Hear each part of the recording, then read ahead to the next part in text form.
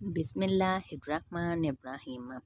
हज़रत अनस और हज़रत अब्दुल्ला रज़ी अल्लाह ताला अन्हो से रिवायत है कि रसूलुल्लाह सल्लल्लाहु अलैहि वसल्लम ने फरमाया, सारे महलूक अल्लाह ताला के अयाल है, यानी सब महलूक की रोज़ी और उनकी ज़रूरियात हयात का हकीकतन अल्लाह ताला ही कफ़ील है।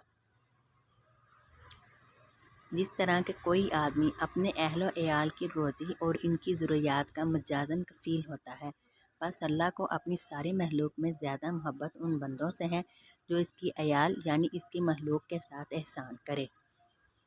तशरीह: हमारी इस दुनिया का दस्तूर भी यही है कि जो कोई किसी के अहलो अयाल के साथ एहसान करे, उसके लिए दिल में खास जगह हो जाती है। इस हदीस में फरमाया गया है कि अल्लाह ताला का मामला भी यही है कि जो कोई उनकी महलूक के साथ एहसान का बर्ताव करे, जिसकी मुख्तलिफ सूरतें ऊपर जिक्र की जा चुकी हैं, वो अल्लाह ताला को महबूब हो जाता है। ये बात पहले भी बार बार जिक्र की जा चुकी है और यहाँ भी महलूज़ रहनी चाहिए कि इस किस्म की बशारतों का तल्लुक़ सिर्फ़ उन बंदों के लिए है जो किसी ऐसे संगीन जराइम के मुजरम न हो जो आदमी को अल्लाह ताला की रहमत और मोहब्बत से बिल्कुल ही महरूम कर देता हो। इसकी मिसाल बिल्कुल ऐसी है कि एक बादशाह ऐलान करता है कि जो कोई मेरे राया के साथ अच्छा सलूक करेगा वो मेरी मोहब्बत का मुस्तहिक होगा और मैं इसको इनामात से नवाजूंगा। तो ज़ाहिर है कि जो लोग खुद इस बादशाह के बागी होंगे या दूसरे